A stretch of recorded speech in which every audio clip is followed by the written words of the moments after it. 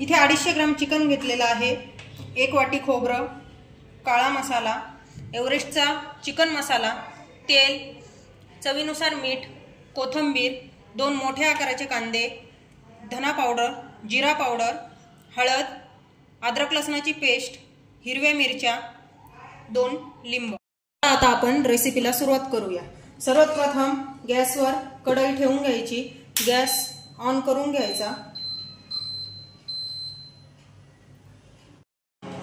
तुम्ही बघू शकता छान अशी कढई तापलेली आहे। त्याच्यामध्ये तेल, अद्रक लसणाची पेस्ट,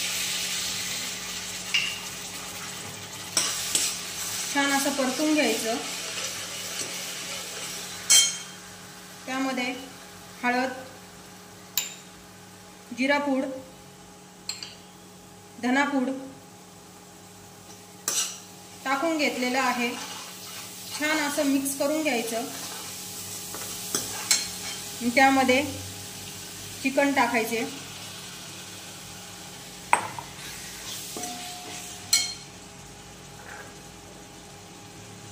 मीठ टाकून छान असं मिक्स करून घ्यायचे।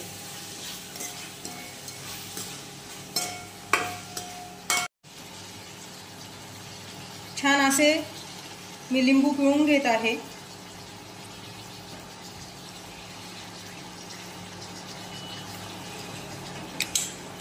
छान एकजीव करून घ्यायचं। पाणी न घालता लिंबाच्या रसामध्ये छानपैकी शिजवून घ्यायचं। आपण 15 ते 20 मिनिटांसाठी झाकण ठेवून छानपैकी शिजवून घ्यायचं। झाकण ठेवल्यानंतर गॅसची फ्लेम लो करायची। चिकन छानपैकी शिजतंय तोपर्यंत आपण कांदा भाजून घेऊया।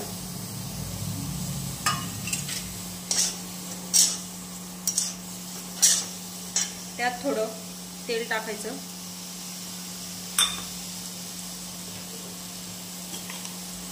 थोडं मीठ टाकायचं म्हणजे कांदा लवकर भाजला जातो।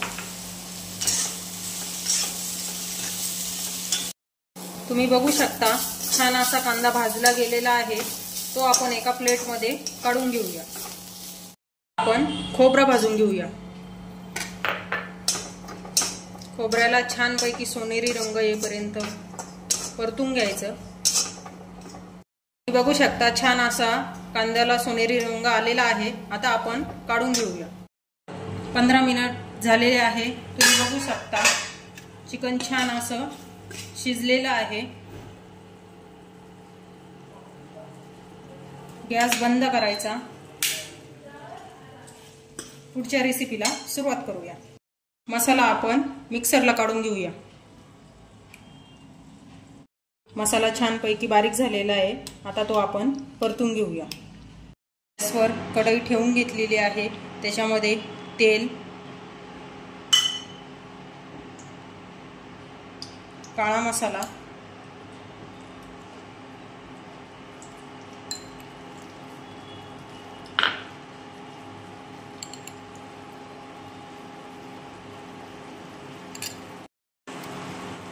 एक चमचा एव्हरेस्टचा चिकन मसाला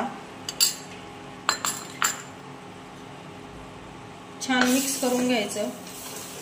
त्यात तळलेला मसाला टाकून छान परतू द्यायचं। तेल सुटेपर्यंत छान असं परतवून घ्यायचं। तुम्ही बघू शकता छान असं मसाला परतून झालेला आहे। आता आपण टाकूया चिकन।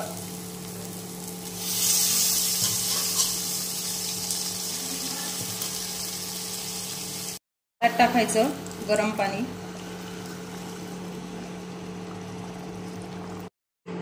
छान अशी उकळी येऊ द्यायची। तुम्ही बघू शकता चिकनला छान अशी उकळी आलेली आहे। गॅस बंद करून त्यामध्ये कोथिंबीर टाकूया।